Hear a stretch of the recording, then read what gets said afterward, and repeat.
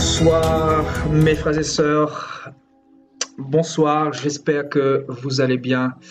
Voilà, nous sommes le mercredi 20 février 2019. Ça fait un petit moment que je ne me suis pas retrouvé avec vous pour le partage de la parole de Dieu. On avait besoin de se ressourcer, c'est très important. Alléluia, histoire d'être restauré par le Seigneur tout simplement, c'est très important. En tout cas, j'espère de tout mon cœur que vous allez bien.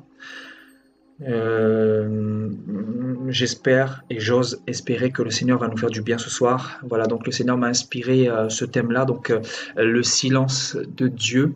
Et je crois que le Seigneur va nous éclairer et va nous permettre de comprendre pourquoi souvent il est dans le silence. Et c'est important de le comprendre parce que si nous négligeons cela, nous pouvons passer à côté de notre vie chrétienne et nous dire que le Seigneur n'est pas fidèle ou le Seigneur n'est pas présent ou le Seigneur si, le Seigneur ça, alors que nous les hommes, nous murmurons beaucoup et parce que nous sommes dans cette limitation et nous voulons essayer de précipiter les choses souvent. Nous voulons essayer d'accélérer les choses. Et comme vous le savez, notre temps n'est pas le temps du Seigneur. Le temps du Seigneur n'est pas notre temps. Donc il y a un temps pour toutes choses. Et donc je crois vraiment que le Seigneur va nous éclairer encore ce soir dans le but de nous encourager mutuellement, frères et sœurs. Alléluia. En tout cas, j'espère de tout cœur que vous vous portez très bien.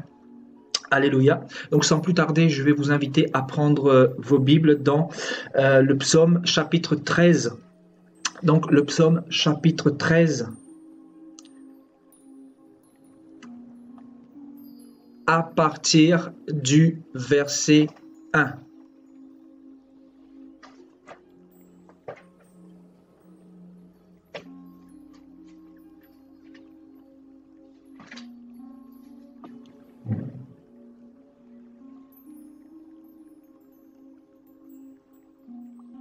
Voilà, je vous laisse partager l'exhortation pour en faire bénéficier nos frères et sœurs. Ça va certainement leur faire du bien. Alléluia.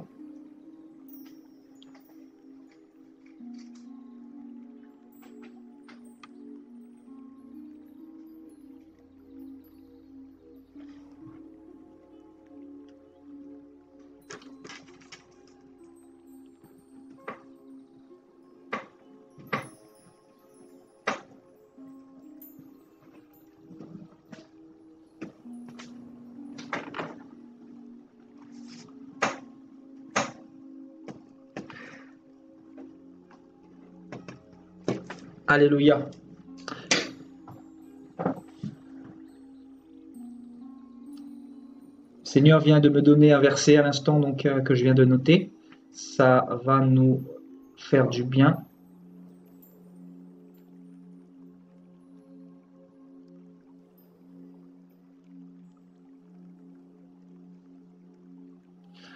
Alléluia. Donc, nous allons commencer la lecture à partir du verset 1.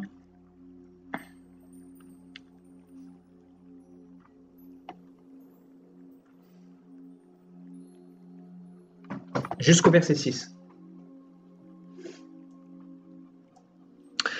Au chef des chantres, psaume de David. Jusqu'à quand, Éternel, m'oublieras-tu sans cesse? Jusqu'à quand me cacheras-tu ta face? Jusqu'à quand aurai-je des soucis dans mon âme? À chaque jour des chagrins dans mon cœur. Jusqu'à quand mon ennemi s'élèvera-t-il contre moi? Regarde, réponds-moi, Éternel, mon Dieu. Donne à mes yeux la clarté, afin que je ne m'endorme pas du sommeil de la mort. Afin que mon ennemi ne dise pas « je l'ai vaincu » et que mes adversaires ne se réjouissent pas si je chancelle. Moi, j'ai confiance en ta bonté, j'ai de l'allégresse dans le cœur à cause de ton salut.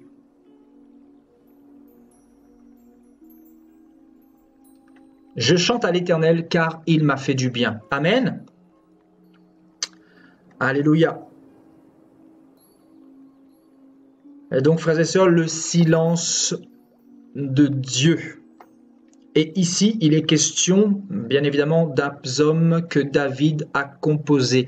Et dans ce psaume, nous pouvons nous rendre compte de l'état psychologique dans lequel se retrouvait David, le roi David, à ce moment-là.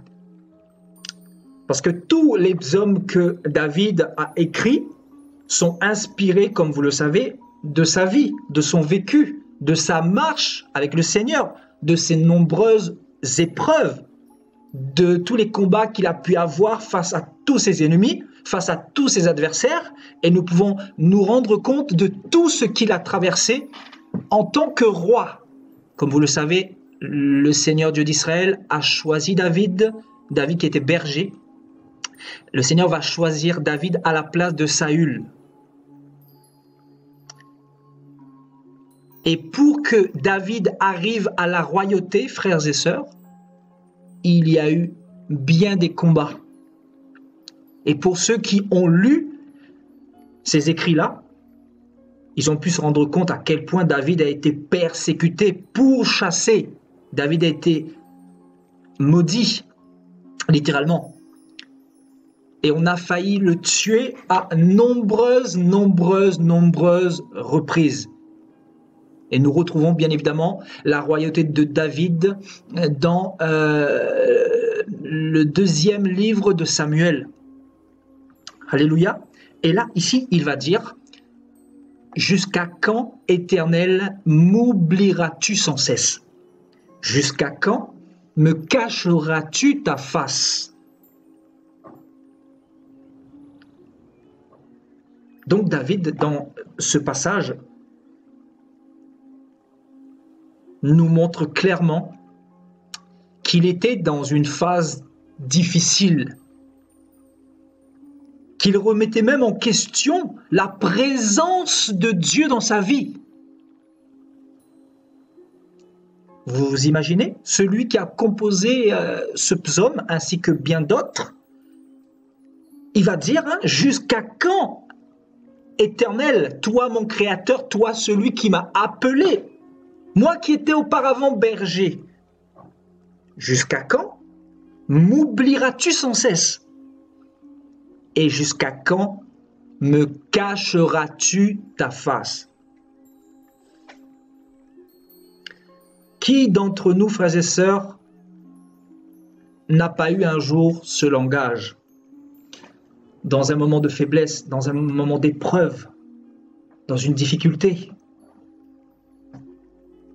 Qui d'entre nous n'a pas eu dans son cœur des doutes, de l'incrédulité face à la présence de Dieu dans notre vie? En tant que chrétien, personne ne peut dire qu'il a eu tous les jours des moments favorables, des moments avec beaucoup d'assurance. Comme vous le savez, c'est impossible. Dans le monde des humains, ça n'existe pas. Une vie chrétienne est basée sur les épreuves, sur les combats, et notamment sur la foi.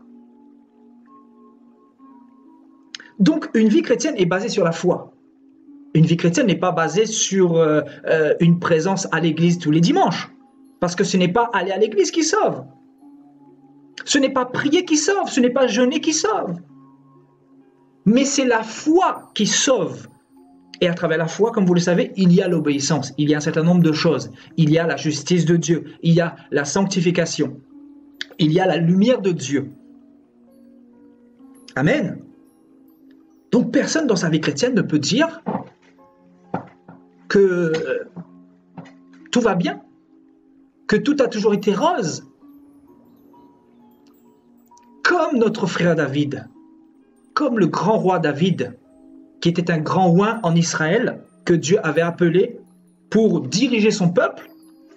Donc ce grand roi, qui était accompagné de la présence de Dieu, va se mettre à douter dans son cœur. Donc ça nous montre clairement que Dieu, quand il appelle quelqu'un, il permet un certain nombre d'épreuves. Et souvent, il va retirer sa présence. Non pas que sa présence n'est pas avec nous, parce que si sa présence n'était pas avec nous, Satan pourrait nous broyer littéralement, comme vous le savez. Si quelqu'un n'a pas la main de Dieu, Satan le broie facilement.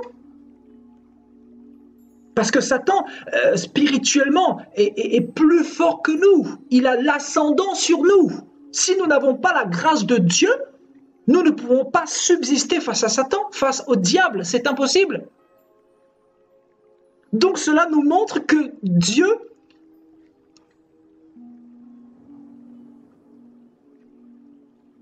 est dans le silence, peut-être, mais qu'il y a une raison à cela, frères et sœurs. Il y a une raison à cela. Pourquoi Dieu est souvent dans le silence tout au long de notre marche chrétienne? Il y a une raison à cela. Et on va essayer de comprendre cela à travers la parole ce soir. Amen. Donc, ici, David dit, il s'adresse à Dieu ici, il dit, « Jusqu'à quand, Éternel, m'oublieras-tu sans cesse ?» Et il dit, jusqu'à quand m'oublieras-tu? Et il rajoute sans cesse. C'est-à-dire, il était constamment, il avait l'impression d'être constamment seul. Seul dans quoi? Dans ses combats. Seul dans ses adversités. Seul face à tous ses ennemis qui voulaient le dévorer. Seul face à qui? Face à Saül. Saül qu'il avait pourchassé dans le but de le tuer à nombreuses reprises. Souvenez-vous dans les écrits de 2 Samuel. Seul face à qui? Face à Absalom, son fils, son propre fils. Vous vous imaginez? Son propre fils, le pourchasser dans le but de le tuer. Et bien évidemment, c'était Satan qui avait mis dans le cœur de son fils Absalom de persécuter David. Et Dieu permettait cela. Pourquoi? Parce que Dieu voulait travailler le cœur de David. Dieu voulait façonner le cœur de son serviteur. Donc, dans le silence, il y a beaucoup de bénédictions, frères et sœurs. Donc, David avait l'impression de se retrouver seul. Seul au monde. Il s'est dit, mais pourquoi, Seigneur, m'oublies-tu sans cesse? C'est-à-dire constamment. Pendant des jours, je m'adresse à toi, mais tu ne réponds pas. Pendant des semaines, pendant des mois, voire des années. J'ai l'impression que tu n'es plus avec moi.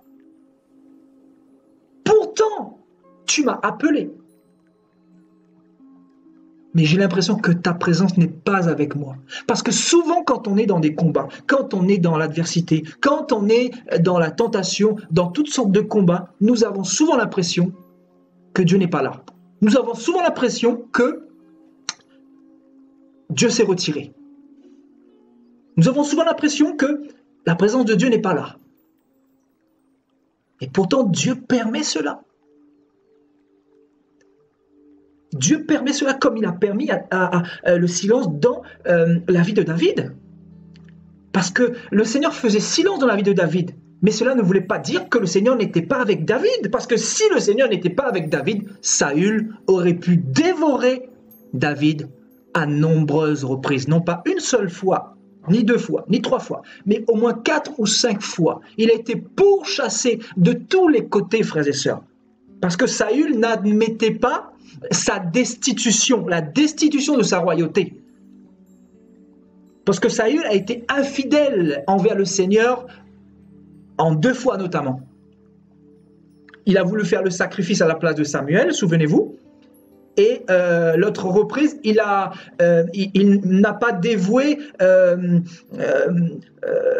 comment dire, tous les troupeaux des Amalécites. Il a dévoué les plus fétiches, c'est-à-dire les bêtes malades, etc. Mais il a gardé une partie pour lui. Il n'a pas obéi à l'ordre que Dieu a donné à Samuel. Donc Dieu a destitué Saül. Et Saül va se mettre dans une colère et David va devenir le principal ennemi de Saül. Et qu'est-ce que Dieu va faire?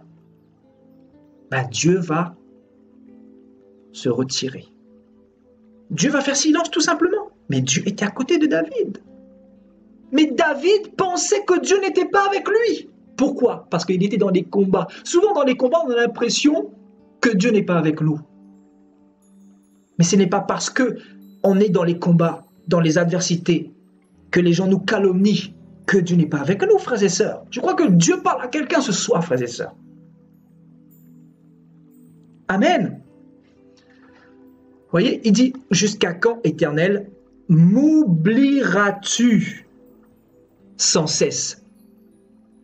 Et il va encore plus loin, il dit, jusqu'à quand me cacheras-tu ta face? Donc, mettez-vous un peu à la place de David. David avait la charge de tout Israël. Il avait la charge de tout Israël. Mais avant d'arriver à la royauté, Dieu voulait le faire passer par la fournaise de l'épreuve, par le désert, par la solitude, par le rejet. Je crois que le Seigneur me parle aussi ce soir. Parce que, frères et sœurs, une vie chrétienne, quand tu es né d'en haut, n'est pas du tout fait de toujours des périodes faciles. Il y a beaucoup de larmes, beaucoup de chagrin, beaucoup d'incompréhension, beaucoup d'incertitudes, beaucoup de questionnements, des fois des doutes, des fois même de l'incrédulité. Tu te dis, mais est-ce que Dieu est toujours avec moi? Tu te poses des tas de questions parce que souvent les épreuves ou l'adversité l'emportent sur ta foi. C'est pour cela que le Seigneur dira, celui qui gardera la foi jusqu'au bout sera sauvé. Et comment garder la foi jusqu'au bout? Si vous n'avez pas encore compris que la vie chrétienne est faite d'obstacles, d'adversités, de combats.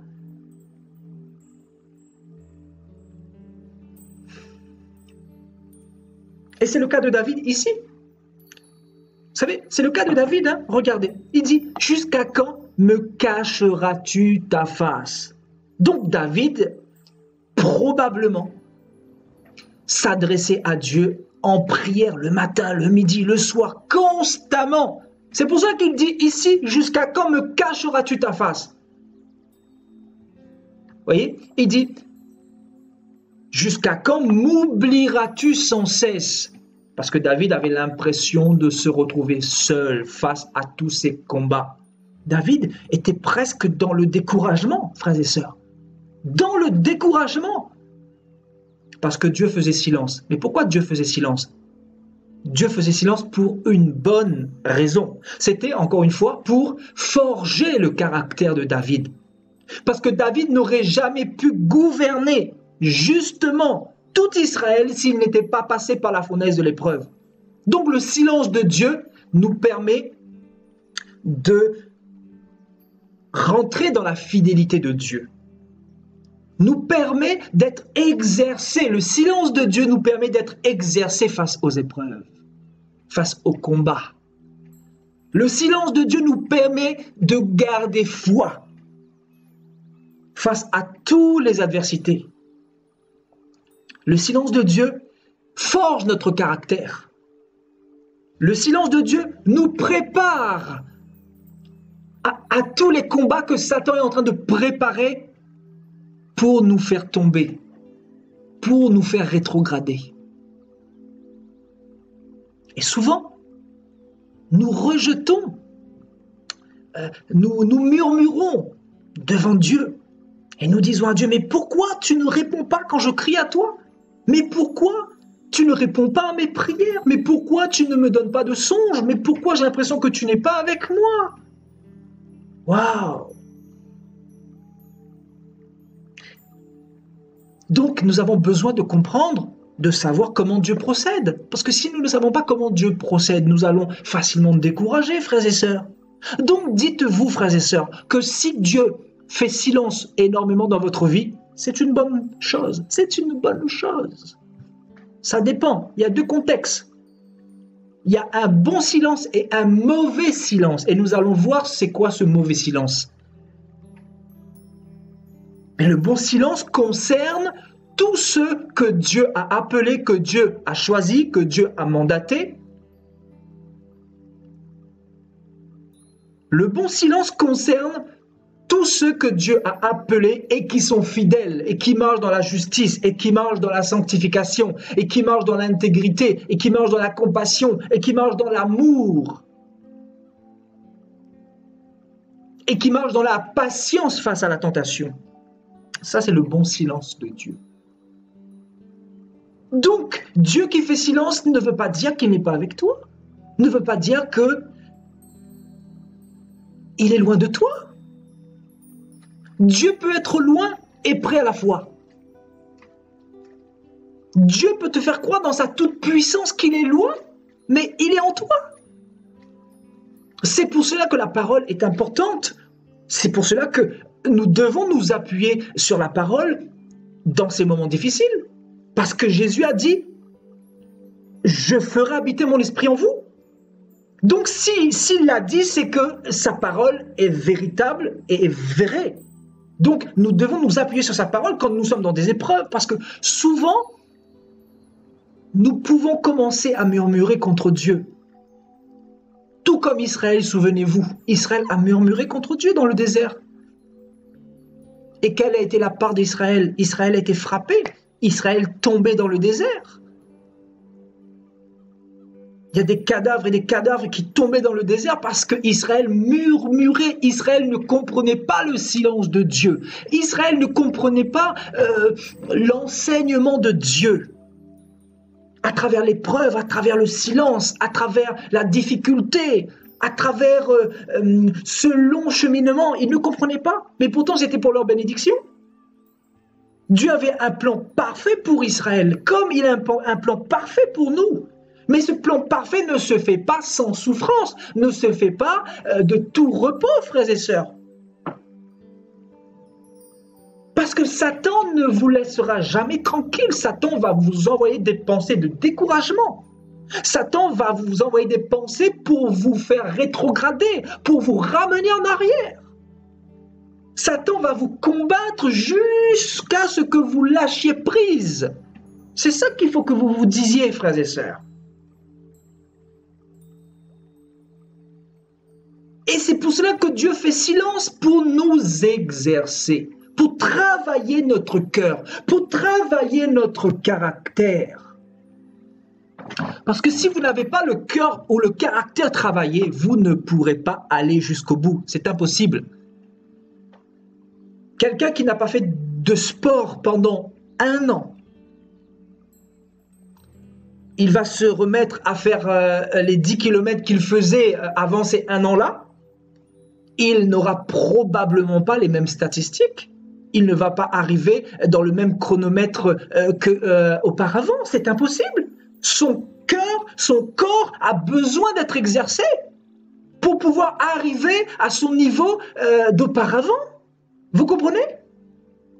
Donc c'est la même chose. Dieu nous exerce dans le silence pour travailler notre cœur face aux persécutions. Les persécutions, c'est le sport de la vie chrétienne. Nos ennemis représentent le sport de notre vie chrétienne. Et c'est pour cela que nous devons être exercés. Moi-même qui vous parle, j'ai tellement été combattu. Je vous assure. Des fois, on se dit, mais comment avons-nous pu tenir face à tout ce que nous avons vécu? Des fois, on se pose des questions et on se dit, mais pourquoi, Seigneur, ce niveau de méchanceté de la part d'autrui, de la part de nos propres frères et sœurs chrétiens, des fois, souvent, ce sont les chrétiens qui nous attaquent plus que les païens. Donc, si tu n'es pas exercé, parce que le Seigneur va permettre un certain nombre de choses pour t'emmener plus loin. Et ce qu'il veut, c'est nous exercer pour nous emmener à la finalité, c'est-à-dire le salut, la terre promise. Et la terre promise, frères et sœurs, il y a encore du chemin à faire. Il y a encore beaucoup de chemin à faire. Regardez Israël. Israël a abandonné. Israël a abandonné. Parce que Israël voulait passer par des détours. Israël voulait négocier avec Dieu. On ne négocie pas avec Dieu. On se plie devant Dieu. On s'humilie devant Dieu. Et on ne s'enorgueillit pas devant Dieu.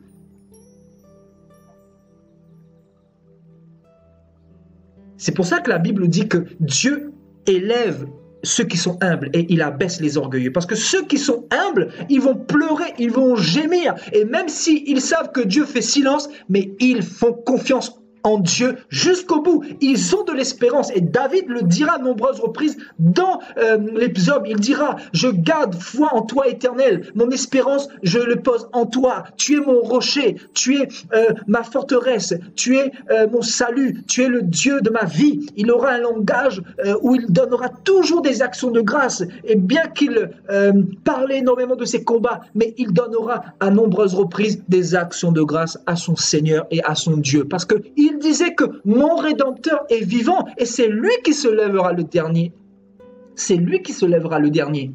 Dieu peut permettre dans son silence que tous les démons, que tous les sorciers, que tous les satanistes, que tous les francs-maçons, que tous les serpents, les scorpions se lèvent pour t'éprouver, pour te travailler, pour te tester. Mais c'est lui qui se lèvera en dernier. C'est lui qui aura le dernier mot sur ta vie.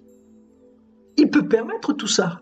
Souvent, nous ne comprenons pas. Nous ne comprenons pas souvent comment Dieu fonctionne, mais nous comprenons à travers les écrits comment il a fonctionné avec David, comment il a fonctionné avec Job, comment il a fonctionné avec Jésus-Christ notre Seigneur, qui est lui-même Dieu d'ailleurs. Comment il a fonctionné avec Israël, comment il a fonctionné avec Paul, avec Pierre, avec Jacques, avec Jean. Et avec tous les autres. Dieu n'a pas changé. La Bible dit qu'en Jésus-Christ, il n'y a aucun nombre de variations. Dieu ne change pas. Nous, les hommes, nous changeons. Mais Dieu procède toujours de la même manière. C'est pour cela qu'il est bon de mettre sur la table comment Dieu procède, comment Dieu fonctionne, comment Dieu travaille nos cœurs. Parce que nous ne pouvons pas échapper à ce mode opératoire de ce grand Dieu. Parce qu'il sait ce qui est bon pour nous afin de nous emmener dans cette finalité qui est le salut, qui est le royaume des cieux. Parce que c'est ça la finalité, frères et sœurs. Si nous passons par toutes ces épreuves, par toutes ces souffrances, par tous ces chagrins, par toutes ces difficultés, par toutes ces lapidations, par toutes ces calomnies, vous pensez que il n'y a pas un but, il n'y a pas une raison à cela. C'est parce que nous sommes en direction de la terre promise. C'est parce que nous sommes en direction du ciel. Maintenant, j'aimerais vous poser une question, mais qui aime souffrir? Vous connaissez un chrétien qui aime souffrir, vous? Moi, personnellement, j'ai eu beau accepter beaucoup de persécutions, mais au bout d'un moment, c'était tellement difficile, c'était tellement lourd, c'était tellement pesant, je ne vous dis même pas à quel point l'état de mon cœur était arrivé. Alors que j'étais en train de faire l'œuvre de Dieu, alors que j'étais en train d'aider mon prochain. Mais est-ce que c'est une raison, parce qu'on souffre, parce qu'on pleure, parce qu'on est dans les chagrins, de faire marche arrière, d'être rétrograde, de retourner en arrière, ou de retourner dans le péché, ou de succomber à la tentation et de ne pas se relever? Ce n'est pas une raison. Parce que le Seigneur dira dans la parole, « Mes enfants ne sont pas de ceux qui se retirent pour se perdre, mais ils sont de ceux qui ont la foi pour sauver leurs âmes. » Et ceux qui veulent que leurs âmes soient sauvées, ce sont ceux qui ont été éprouvés. C'est pour ça que le Seigneur dira, « Heureux ceux qui sont persécutés pour le royaume des cieux, car votre récompense sera grande dans les cieux. » Ben oui, parce qu'on ne rentre pas dans le royaume des cieux en faisant la bronzette. On ne rentre pas dans le royaume des cieux les deux mains dans les poches. On ne rentre pas dans le royaume des cieux qu'avec la foi. La foi, c'est bien, c'est parfait. La foi, c'est le commencement. La foi, c'est le pont. Mais nous devons nous équiper. Nous devons accepter un certain nombre de principes, nous devons supporter un certain nombre de pressions pour aller jusqu'au bout. Amen. Alléluia. voyez donc David dit, jusqu'à quand, Éternel, m'oublieras-tu sans cesse? Jusqu'à quand me cacheras-tu ta face? Donc David avait l'impression que Dieu lui cachait sa face. David, avait l'impression que Dieu l'avait oublié. Vous vous imaginez? Vous vous imaginez un peu? Dieu va le retirer derrière les moutons. Dieu va l'appeler pour l'abandonner au final. David était dans ce murmure, dans ce raisonnement. Vous voyez, dans ces questionnements. Et qui d'entre nous n'a pas eu de questionnement un jour ou l'autre dans sa vie chrétienne? On a tous eu des questionnements, on s'est posé des questions. On se pose des questions. Même aujourd'hui, on se pose des questions. Tous les jours, on se pose des questions. Mais dites-vous que si Dieu fait silence, je parle du bon silence, parce qu'il y a le mauvais silence également. Là, on est en train de voir le bon silence pour l'instant. Si vous savez que votre vie est en règle avec Dieu, si vous savez que vous marchez dans la piété, vous marchez selon sa parole, vous marchez dans l'intégrité, dans sa justice, n'ayez pas peur à ce que Dieu fasse silence, parce que dans ce silence-là, il y a la bénédiction. Dans ce silence-là, Dieu va vous surprendre. Dans ce silence-là, il y a le temps de Dieu, qui n'est pas le temps de l'homme, encore une fois. Le Seigneur dira dans Ésaïe 55, « Mon temps n'est pas votre temps ». Souvent, nous voulons précipiter les choses. Nous voulons aller trop vite. Et ça a été mon cas, frères et sœurs. Je peux vous dire, j'ai fonctionné comme ça et j'en ai payé le prix. Et ce n'est pas fini. On ne peut pas précipiter les choses avec Dieu. Dieu a un temps bien défini pour nous façonner, pour nous forger, pour nous travailler. Et ce temps peut durer des années, des décennies. Regardez Moïse. Moïse a été travaillé pendant combien de temps? 80 ans. 2 fois 40 ans. 2 fois 40 ans, frères et sœurs. Vous imaginez? 80 ans pour aller libérer le peuple de Dieu de la dure servitude du royaume de Pharaon. Donc c'est dire que Dieu n'a pas la même notion de temps que nous. Je vous assure, Dieu n'est pas pressé. Dieu nous enseigne, non pas à travers la théologie, mais il nous enseigne à travers la souffrance, il nous enseigne à travers la solitude, il nous enseigne à travers le désert, il nous enseigne à travers le silence. C'est pour cela que nous avons plus besoin d'être dans la présence de Dieu, dans l'écoute de Dieu. C'est pour cela que nous avons besoin d'être dirigés par le Saint-Esprit que être dirigés par les hommes ou par les systèmes des hommes ou être constamment chez les hommes. C'est important d'avoir premièrement une relation avec Dieu. Privilégier sa relation avec Dieu. Et David, ce qui a fait sa force probablement, c'est son cœur qui était disposé à adorer Dieu, à lui donner des actions de grâce à travers ses psaumes, ses chants, etc. C'était sa foi. Et s'il a gardé la foi, c'est parce que Dieu a permis beaucoup d'épreuves jusqu'à ce qu'il arrive à la royauté pour diriger Israël. Parce que si David n'était pas passé par ce processus-là, David n'aurait jamais été capable de diriger le peuple d'Israël. Vous comprenez? C'est pour cela que Dieu permet. Et il dira, le Seigneur dira à Samuel d'aller oindre David, qui était l'homme selon son cœur. Donc Dieu voit déjà au préalable, au loin. C'est-à-dire, il connaissait le cœur de David, mais le cœur de David devait être préparé. Le cœur de David était bon, mais le cœur de David n'était pas exercé pour la compétition de haut niveau. Et cette compétition de haut niveau, c'est la marche avec Dieu, la marche spirituelle avec Dieu, c'est la foi avec Dieu, c'est l'intégrité avec Dieu, c'est la piété envers Dieu, c'est la détermination, la persévérance envers Dieu. Vous voyez, c'est ça. Alléluia. Il dit, jusqu'à quand aurais-je des soucis dans mon âme? Vous voyez, il fait référence à tous les soucis, vous voyez, les nombreux soucis qu'il avait dans son âme. Il était vraiment en souffrance ici. Hein. Il dit, jusqu'à quand aurais-je des soucis dans mon âme? Qui d'entre nous ici n'a aucun souci dans sa vie? Aucun questionnement. Si tu ne te questionnes pas sur ta vie, c'est que tu es déjà mort spirituellement. Parce qu'un chrétien se questionne toujours, un chrétien se remet toujours en question.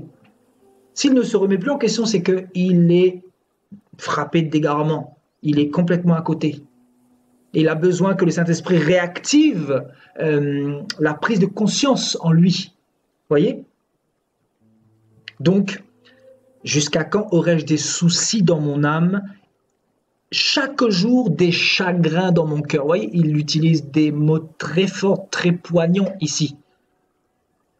David nous fait part de son état à cette époque-là. Il dit, dans son cœur, il y avait beaucoup de chagrins, beaucoup de soucis, beaucoup de larmes.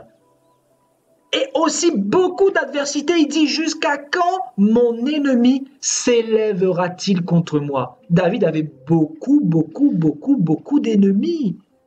Souvent, nous ne comprenons pas pourquoi nous souffrons. Je vous assure, moi aussi, je suis passé par beaucoup de choses difficiles. Et souvent, on se dit, mais Seigneur, ok, on peut porter beaucoup de choses parce que on est occupé à autre chose, on est occupé à faire l'œuvre de Dieu, mais au bout d'un moment, on n'est pas des robots. Au bout d'un moment, on n'est pas des robots.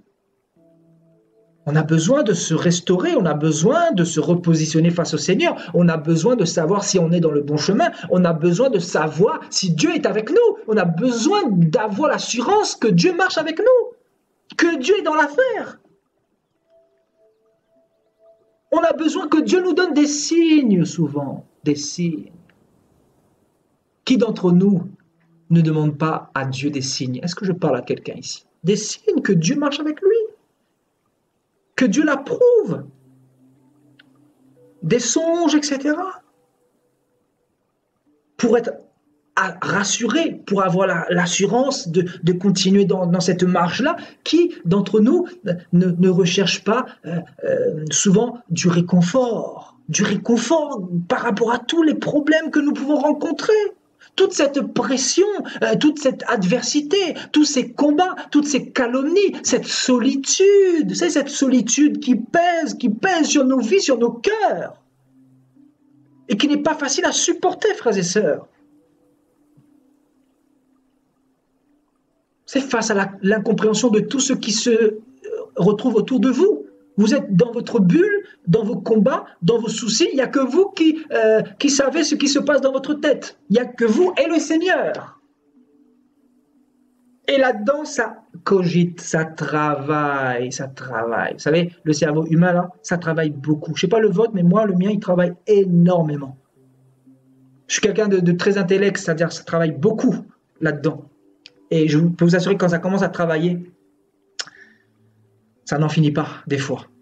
C'est pour cela que nous avons besoin de nous examiner constamment devant Dieu. Nous avons besoin de nous repositionner. Nous avons besoin d'assurance souvent. Et souvent nous pleurons, nous gémissons. Souvent nous souffrons. Et Dieu n'intervient toujours pas. On se dit, mais ok, Dieu est parti. Probablement Dieu est parti. C'est là que tu commences à baisser dans la foi. C'est là que tu commences à retourner dans des choses dans lesquelles tu n'étais plus auparavant. La mauvaise compagnie, les boîtes de nuit, l'alcool, la cigarette, le mensonge, la pornographie. Tu vois, ton cœur commence à aimer de nouveau ce que tu n'aimais plus hier depuis que tu as connu le Seigneur. Et tout ça, c'est pourquoi? C'est pour quelle raison? C'est tout simplement parce que le silence de Dieu souvent est trop pesant. Est-ce que je parle à quelqu'un ce soir? Je sais que Dieu parle à quelqu'un ce soir. Le silence de Dieu, des fois, c'est très pesant, frères et sœurs. Mais c'est pas parce que Dieu fait silence qu'il n'est pas avec vous. David pensait que Dieu n'était pas avec lui. David disait à Dieu, mais pourquoi tout ce silence? Pourquoi ne me parles-tu pas? Pourquoi t'abstiens-tu de me répondre? par rapport à mes nombreuses requêtes, mes nombreuses supplications, mes nombreuses prières à ton égard. Tu m'as appelé pourtant, mais tu ne me réponds pas. Donc c'est quoi le problème? N'est-ce pas? On se pose tous cette question des fois. Souvent même on se pose cette question, mais pourquoi Seigneur? Pourquoi tu permets ça? Pourquoi tu permets ça? Pourquoi tu as permis ça aujourd'hui? Pourquoi tu as permis ça hier? Le Seigneur parle à quelqu'un ce soir. Je sais que Jésus parle à quelqu'un ce soir. Alléluia. Je suis persuadé que beaucoup d'entre vous se reconnaissent à travers cette exhortation. Alléluia. Le silence de Dieu a un poids énorme. Et encore une fois, ce n'est pas parce que Dieu fait silence qu'il n'est pas avec vous. Parce que ici, Dieu était avec David. Mais David était en train de se plaindre, il était en train de murmurer devant Dieu. Dans les soucis, dans les chagrins, dans les pleurs. Et en plus de cela, rempli d'ennemis tout autour de lui, rempli de serpents, rempli de scorpions. Les serpents qui sont autour de toi viendront pour te dire, tu es dans une secte, mais tu n'es plus comme avant, tu suis un gourou, mais le message que tu suis là, c'est trop extrémiste. Il faut un christianisme modéré. Tu vois les serpents que le diable t'envoie, c'est toutes ces choses-là. Souvent, tu vas pouvoir recevoir des mauvaises pensées, des pensées impures. Des pensées impures, ça va travailler dans ton esprit. Et souvent, tu te dis, mais pourquoi, Seigneur, permets-tu cela? Le Seigneur permet toutes choses pour un but. S'il le permet, c'est afin de pouvoir nous travailler le cœur encore une fois. Et l'apôtre Paul nous dit que Dieu ne permettra pas que nous soyons tentés au-delà de nos forces, au-delà de nos capacités. Mais il préparera justement le moyen pour que nous puissions sortir de ces moments-là, de ces moments de difficulté, de tentation, d'épreuve. Parce que Dieu est fidèle. Il est notre Père. Il nous a appelés et il nous donnera la force et la capacité pour passer chaque cap difficile que nous pouvons rencontrer dans notre vie, frères et sœurs. C'est pas facile. Le silence de Dieu. Est-ce que Dieu fait silence dans ta vie? C'est la question que j'aimerais te poser. Si c'est le cas, arrête de pleurer. Arrête de pleurer, garde la foi. Persévère.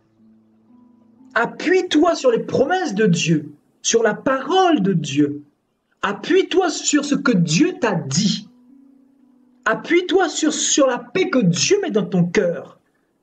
Appuie-toi sur ta relation que tu as avec Dieu.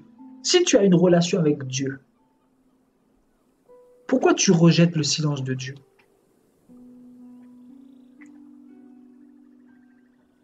Dieu, en réalité, il permet le silence pour faire grandir notre foi. Pour que notre foi puisse se démultiplier. Grandir et grandir. Parce que la foi, c'est comme une graine de foi, souvenez-vous. Le Seigneur comparait ça à un grain de sénévé. Vous savez, ça grandit, ça grandit, ça grandit, jusqu'à ce que nous devenions inébranlables. Alléluia. Voyez donc les pleurs, les combats, les larmes, les chagrins et aussi les ennemis qui nous environnent de toutes parts. Et David lui-même est un exemple parmi d'autres. David était rempli d'ennemis. Il avait tellement d'ennemis et on se dit, si Dieu n'était pas avec lui, il serait mangé déjà 10 millions de fois.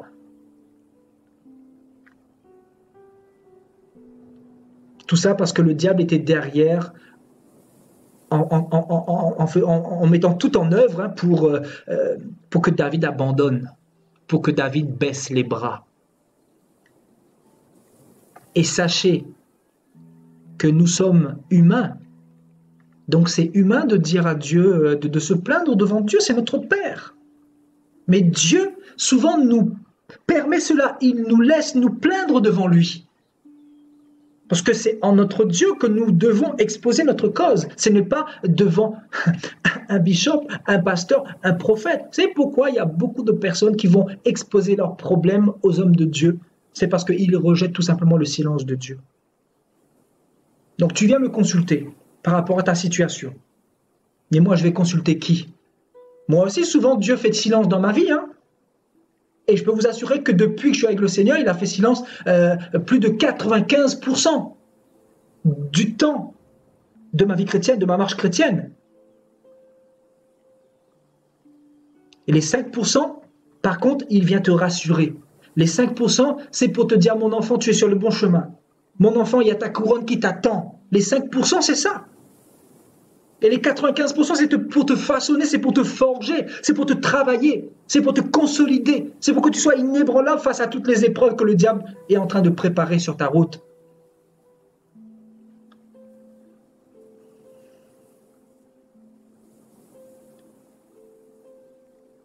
Alléluia.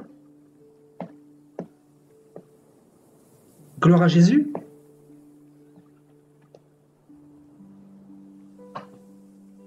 Donc, tous ceux qui vont d'église en église, d'homme de Dieu en homme de Dieu, de prêtre en prêtre, de bishop en prophète, etc., ce sont des personnes qui n'ont pas encore compris la vie chrétienne.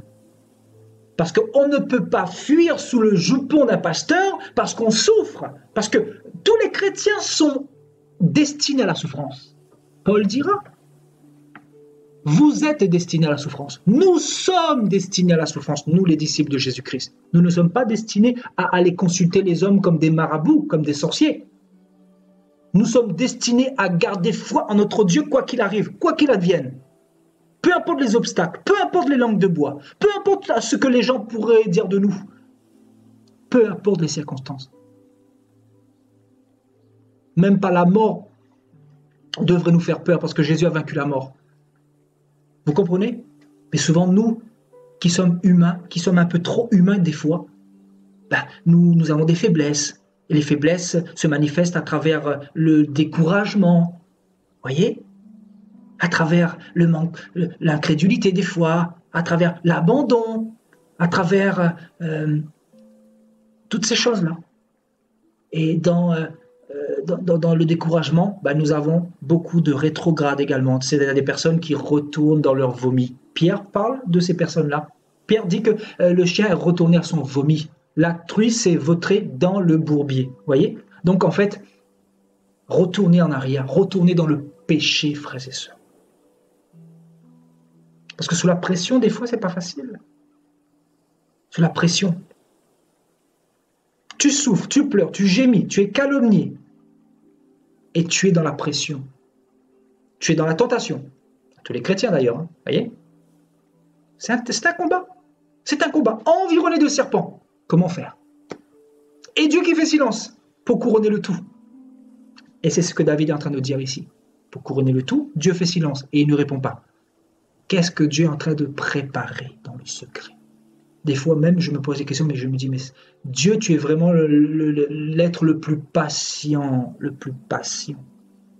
Parce que croyez-moi, si Dieu n'était pas patient, ça fait longtemps qu'il nous aurait pulvérisés. Je peux vous assurer, toutes ces personnes qui se moquent de lui, toutes ces personnes qui pêchent promptement, sachant le jugement de Dieu digne de mort, digne d'enfer éternel. Des personnes qui continuent, qui négligent la justice, qui préfèrent vivre comme si leur vie les appartenait, était entre leurs mains.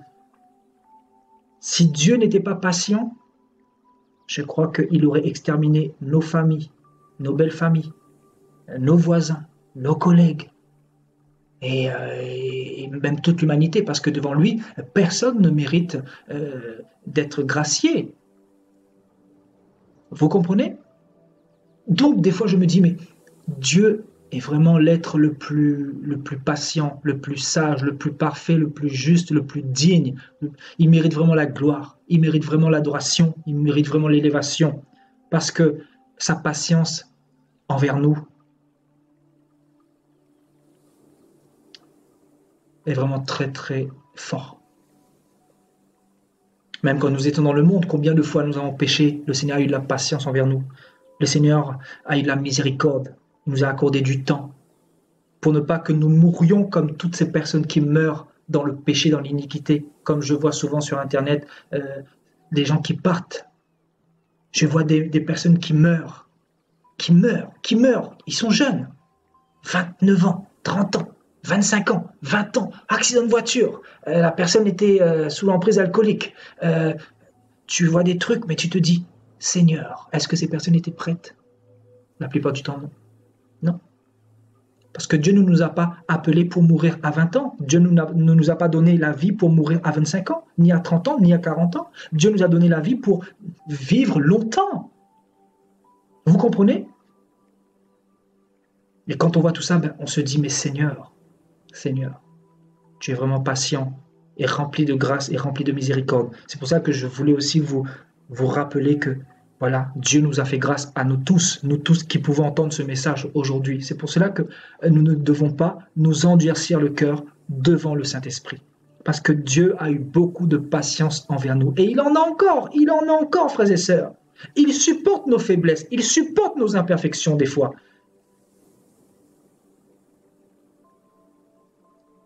Et quand il fait silence, nous ne voulons pas comprendre. Nous sommes plutôt prompts à baisser les bras et souvent à retourner en arrière, souvent à ne plus prier. Voilà, malheureusement.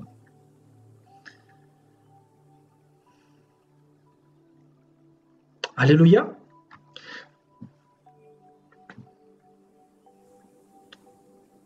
Et au verset 3, il dit, « Regarde, réponds-moi, Éternel. Mon Dieu, donne à mes yeux de la clarté afin que je ne m'endorme pas du sommeil de la mort. » Alléluia. Allons un petit peu plus loin dans le psaume 22. Qu'est-ce que David va dire ici? Au verset 1. « Mon Dieu, pourquoi m'as-tu abandonné? Et pourquoi t'éloignes-tu de moi sans me secourir, sans écouter mes plaintes? » Et il va dire, « Mon Dieu, je crie le jour et tu ne me réponds pas. Je crie à toi la nuit et je n'ai toujours point de repos. » Waouh, c'est très fort, hein? Très, très, très fort. Voyez? Pourquoi m'as-tu abandonné? Beaucoup de chrétiens sont ici aujourd'hui et pensent que Dieu les a abandonnés, que Dieu s'est éloigné d'eux. Mes frères et sœurs, pensez-vous vraiment que si Dieu vous avait abandonné et s'était éloigné de vous, vous seriez encore vivant aujourd'hui? Je vais vous dire un truc, tant qu'il y a de la vie, tant qu'il y a le souffle de vie en vous, il y a la grâce de Dieu, il y a l'amour de Dieu, il y a la présence de Dieu. Il y a l'espoir. Même si vous êtes dans un péché, même si vous êtes retourné en arrière, c'est aujourd'hui le moment de revenir. C'est aujourd'hui le moment de demander à Dieu pardon. Parce que Dieu ne s'est jamais éloigné de toi. D'ailleurs, la preuve est qu'aujourd'hui encore, il t'interpelle. Parce qu'il veut te secourir, justement. Amen. Pour ceux qui se sont éloignés du Seigneur. Parce que, encore une fois, il y a les deux formes de silence. Hein. Il y a le bon silence et le mauvais silence. On va voir le mauvais silence dans un instant. Voyez? Donc, David, qui était juste, qui marchait dans les commandements de Dieu, qui marchait dans la justice de Dieu, dans l'intégrité de Dieu, il va dire, pourquoi m'as-tu abandonné? Donc, il avait l'impression que Dieu lui avait mis de côté, que Dieu l'avait complètement abandonné, que Dieu s'était éloigné de lui.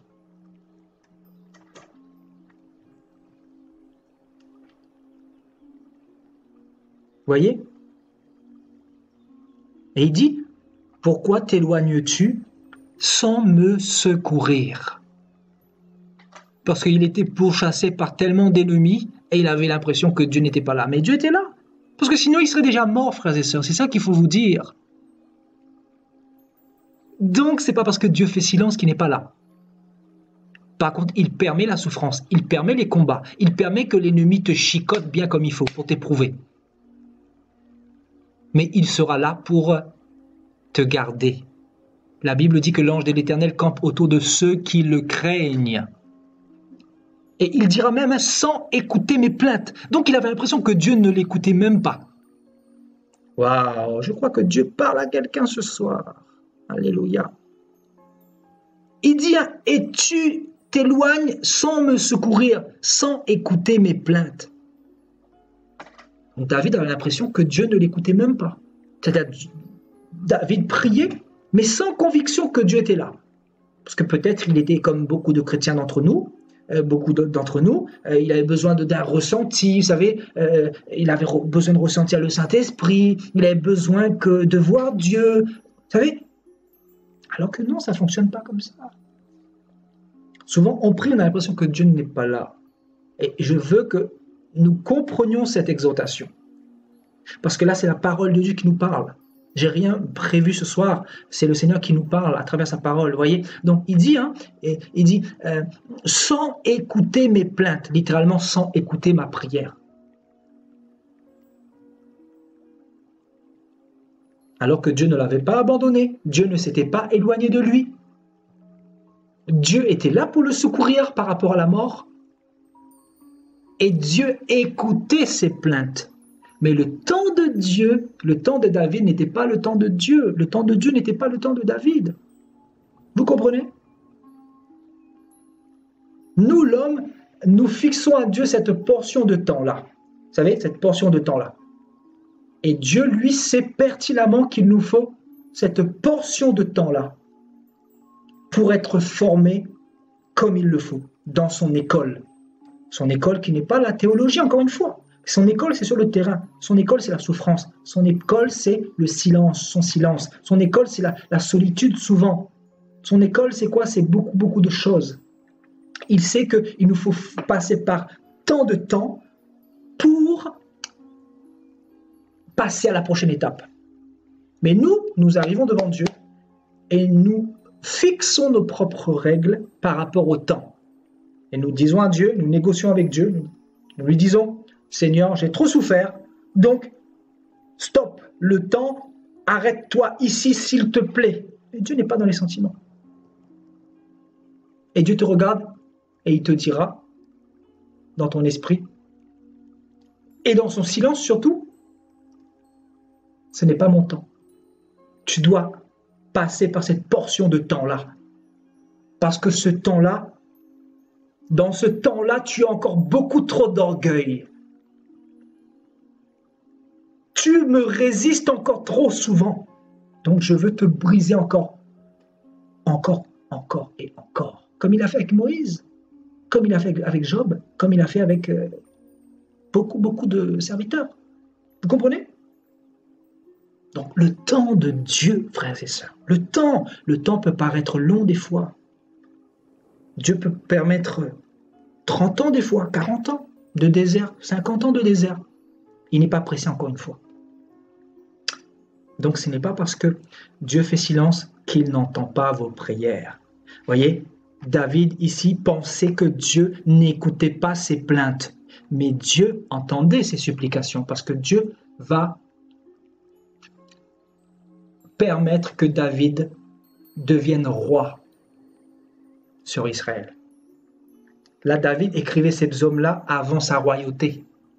Quand il était pourchassé par Saül, par Absalom, par d'autres ennemis également. Voyez?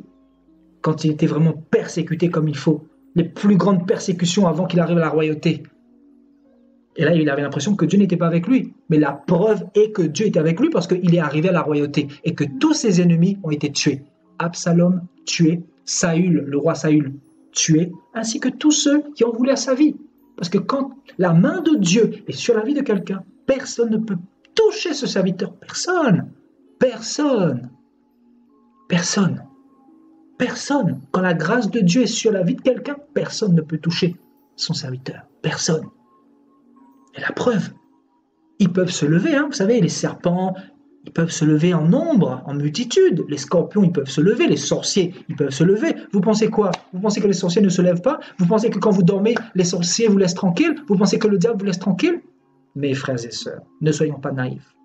Ne soyons pas naïfs. Je vous assure, si on a encore le souffle de vie, si on a la santé, c'est parce que notre papa d'amour le permet. Il le permet parce qu'il nous aime. Parce qu'il nous aime. Parce qu'il nous a appelés. Et il ne permettra pas que ses serviteurs voient l'échec. Nous n'avons pas un Dieu d'échec. Nous avons un Dieu de victoire. Le Dieu victorieux. Mais le Dieu qui nous donne la victoire à condition d'accepter les épreuves. Alléluia. Alléluia. Vous voyez? Donc, mon Dieu, je crie le jour et tu ne me réponds pas. Je crie la nuit et je n'ai toujours point de repos. Voyez? Donc David se plaignait matin et soir. Et pourtant, cela n'a pas, cela ne lui a pas été accordé de réponse ou quoi que ce soit. Il fallait que le temps de Dieu puisse s'accomplir. Alléluia. Et donc, ce passage nous prophétise aussi la mort de notre Seigneur. Dans Matthieu chapitre 27, notre Seigneur lui-même, regardez qu'est-ce qu'il va dire dans le verset 46. Donc Matthieu chapitre 27 au verset 46. Vers la 9e heure, Jésus s'écria d'une voix forte, Élie, Élie, lama sabachthani, c'est-à-dire mon Dieu, pourquoi m'as-tu abandonné? Quelques-uns de ceux qui étaient là, l'ayant entendu dire, il appelle Élie. Voyez? Donc, Jésus aussi dans les épreuves. Vous savez, bien qu'il était Dieu, Jésus-Christ, il était Dieu, mais dans un corps humain. Donc, il était 100% Dieu et 100% homme. Donc, il ressentait tous les combats comme vous pouvez ressentir. Vous voyez? Donc, il vivait comme nous pouvons ressentir les choses aujourd'hui. Donc, lui-même, il avait l'impression que le Père, il voulait nous montrer par là que souvent, nous avons l'impression que Dieu n'est pas là, que Dieu fait silence. Et Jésus dira, pourquoi m'as-tu abandonné? Et pourtant, Dieu ne l'avait pas abandonné. C'est pourquoi Dieu avait fait silence? Parce que Dieu voulait glorifier Jésus-Christ. Dieu voulait glorifier son Fils Jésus-Christ. Dieu voulait ressusciter son Fils Jésus-Christ. Donc, le silence du Père permet la résurrection en nous, permet la vie de Dieu en nous. Jésus dira, si le grain de blé qui ne tombe en terre ne meurt, il ne peut porter du fruit. Mais s'il meurt, il porte beaucoup de fruits. Donc la résurrection, le silence de Dieu apporte la résurrection en nous, dans nos cœurs.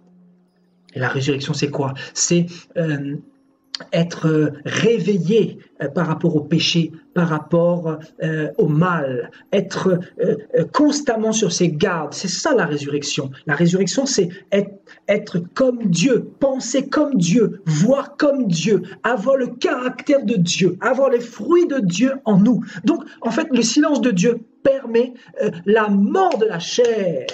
La mort de la chair, parce que Jésus devait mourir à la croix. Voyez? Sa chair devait mourir pour qu'il puisse revêtir son corps incorruptible. Jésus n'aurait jamais été glorifié, il n'aurait jamais été dans la gloire si son corps physique n'était pas mort. Et donc pour que son corps physique puisse mourir, il fallait que Dieu fasse silence. Parce que le silence de Dieu, c'est quoi? Dieu retire sa main pour un moment. Dieu se retire pour un moment. Dieu nous laisse dans cette difficulté pour un moment. afin de nous glorifier, afin de nous emmener dans la royauté. Alléluia, le roi des rois. Aujourd'hui, il est le roi des rois. Et David qui est son descendant, alléluia, donc de la tribu de Juda. David qui est, Jésus qui est le descendant direct de David. David était aussi un grand roi. Vous voyez, alléluia, gloire à Dieu. Et il a été glorifié comme Jésus-Christ. Alléluia. Vous voyez, donc le silence de Dieu nous ressuscite. Et dans la résurrection, il y a quoi? Il y a la vie. Le silence de Dieu, alléluia, nous donne accès à la gloire, au royaume des cieux. Alléluia.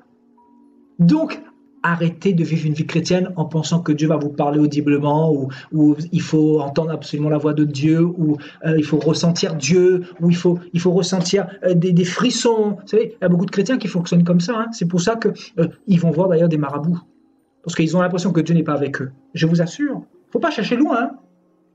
Pourquoi il y a autant de personnes qui consultent les marabouts, les sorciers, les féticheurs, les pasteurs, les prophètes, les bishops, les prêtres, les évêques, etc. Pourquoi?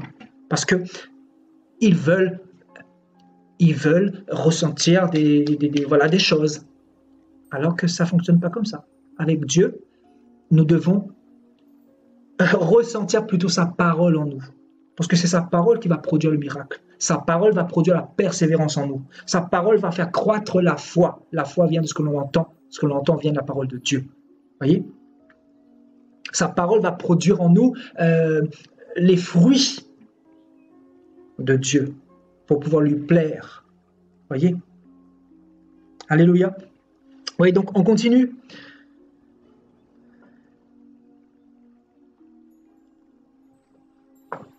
Alléluia. Donc, Ésaïe chapitre 45.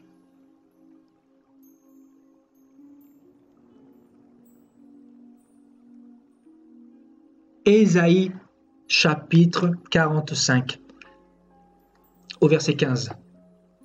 Qu'est-ce que Ésaïe nous dit? Mais tu es un Dieu qui te cache, Dieu d'Israël, sauveur. Waouh! Ésaïe, le prophète Ésaïe va recevoir l'illumination. Et il nous le dit ici. Toi, le Dieu d'Israël, tu es un Dieu qui te cache. Toi, notre sauveur.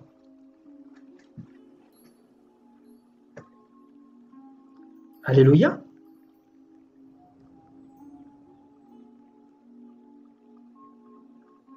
Voyez? Mais tu es un Dieu qui te cache. Donc Ésaïe va confirmer que ce Dieu-là n'agit pas comme un extravagant. Ce Dieu-là ne se montre pas comme les divinités que nous voyons. C'est-à-dire Marie dans l'Église catholique, Joseph, Kali, Shiva, Bouddha. Voyez? Ce Dieu-là se cache. Ce n'est pas celui qui se montre. Parce qu'il est tellement puissant qu'il n'a pas besoin de se montrer. Parce que la création parle pour lui.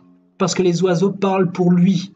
Parce que sa perfection parle pour lui. Parce que la profondeur des cieux parle pour lui. Alléluia. Allons un peu plus loin. Allons voir un peu chez notre ami Job. Et nous lirons au chapitre 13, à partir du verset 17.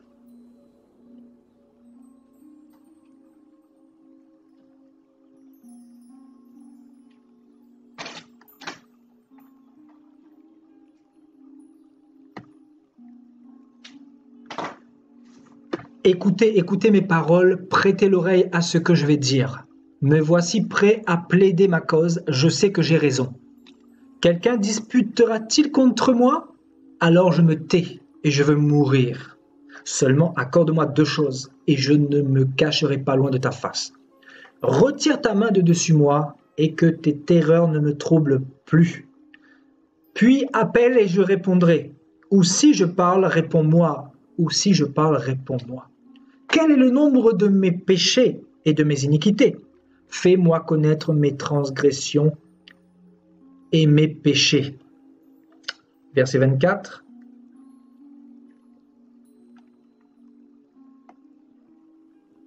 Pourquoi caches-tu ton visage et me prends-tu pour ton ennemi?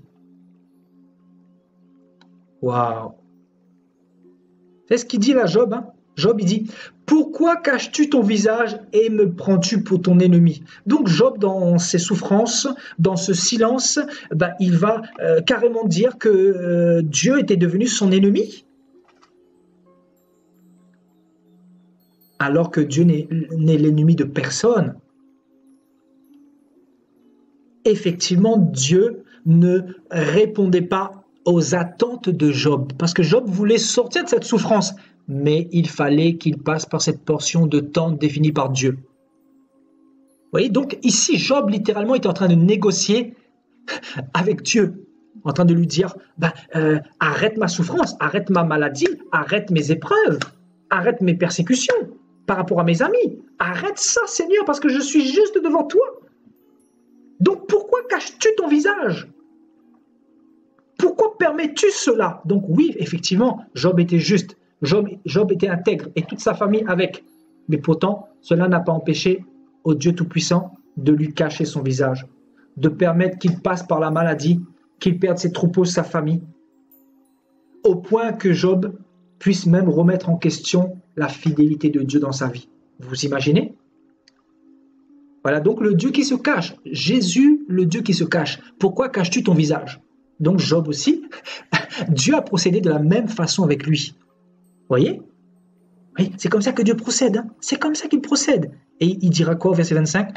Veux-tu frapper une feuille agitée? Veux-tu poursuivre une paille desséchée? Pourquoi m'infliger d'amères souffrances? Me punir pour des fautes de jeunesse?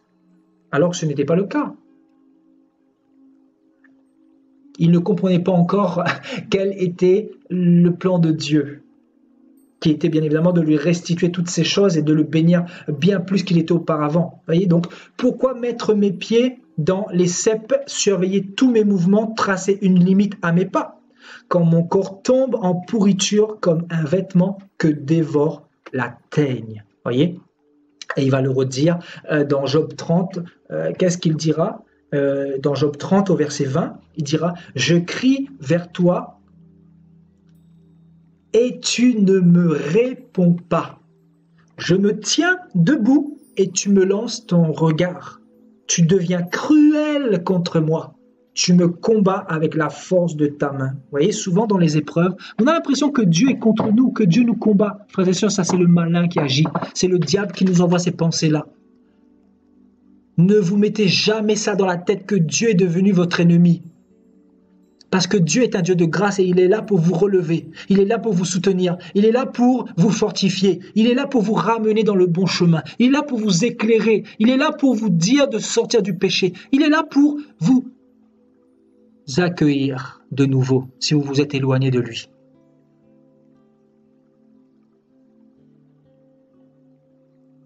Vous voyez donc, je crie vers toi et tu ne me réponds pas. Effectivement, le temps de Dieu n'était pas encore arrivé. Alléluia.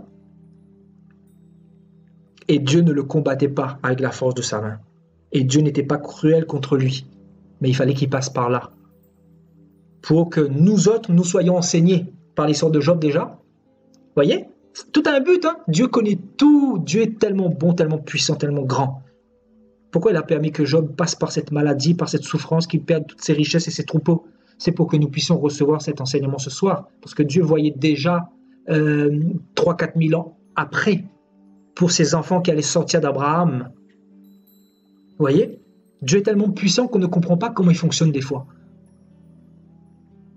Donc dans cette histoire, Job a été béni, mais il y a également nous, la descendance d'Abraham.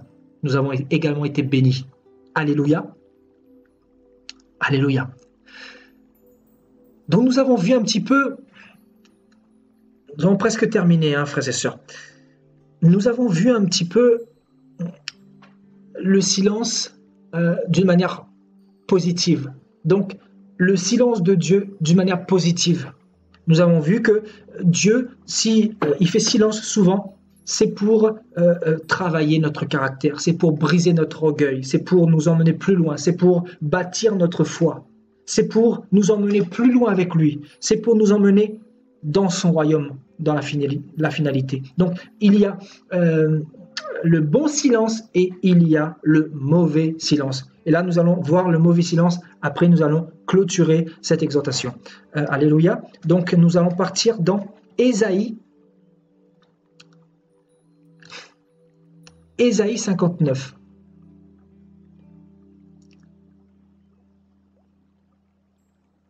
Au verset 1.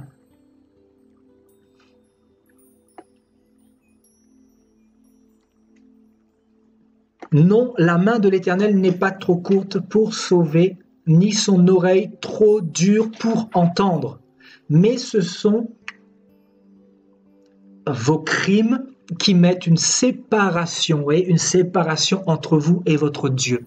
Ce sont vos péchés qui vous cachent sa face et l'empêchent de vous écouter. Vous voyez, ce n'est même pas Dieu qui fait silence, mais c'est notre péché qui nous cache sa face et l'empêche de nous écouter. Vous voyez? Donc Dieu peut faire silence. Ce silence négatif, c'est un silence par rapport au péché. Donc si vous êtes dans le péché et vous avez l'impression que Dieu est loin de vous, c'est normal. Parce que c'est un mauvais silence. Et vous devez vous remettre en question. Parce que ce silence-là n'est pas bon signe pour vous. Parce que comme vous le savez, le salaire du péché, c'est la mort, c'est l'enfer éternel. Et c'est pour cela que c'est aujourd'hui le chemin du retour envers Dieu, envers votre Créateur. Donc le péché qui nous cache la face de Dieu et l'empêche de nous écouter, le péché qui produit un mauvais silence, un silence négatif pour notre âme. Amen. Et il dit ici, donc, car vos mains sont souillées de sang et vos doigts de crime. Vos lèvres profèrent le mensonge, votre langue fait entendre l'iniquité. Voyez? Ça, c'est le mauvais silence. Donc, il y a le bon silence si vous êtes dans l'obéissance à Dieu, si vous marchez dans la sanctification, si vous marchez loin de la pornographie, loin du mensonge, loin de l'adultère, loin du vol, loin de tout ce qui est mauvais. Vous serez dans le bon silence de Dieu. Et si vous péchez constamment, volontairement, si vous baignez dans le péché et que vous vous dites chrétien, vous pourrez être sûr d'un silence de la part de Dieu, mais d'un silence qui sera vraiment néfaste et négatif pour vous. Amen. Et donc, je terminerai par Matthieu, chapitre 28. Donc, le verset que le Seigneur me donnait tout à l'heure au commencement. Matthieu 28 au verset 20. Voilà, nous lirons à partir du verset 19. Nous lirons même à partir du verset 18. Jésus s'étant approché, leur parla ainsi. Tout pouvoir m'a été donné dans le ciel et sur la terre. Tout pouvoir m'a été donné dans le ciel et sur la terre. Allez, faites de toutes les nations des disciples, les baptisant au nom du Père, du Fils et du Saint-Esprit, et enseignez-leur à observer tout ce que je vous ai prescrit. Et voici, je suis avec vous tous les jours, jusqu'à la fin du monde. Waouh! Et voici, je suis avec vous tous tous les jours jusqu'à la fin du monde. Donc si Dieu fait silence, ne t'inquiète pas. Il combat pour toi. Il veille sur toi. Et il est avec toi jusqu'à la fin du monde. Il t'a fait cette promesse. C'est une promesse sur laquelle nous devons nous appuyer. Je suis avec vous tous les jours jusqu'à la fin du monde. Alors ne vous fiez plus à ce silence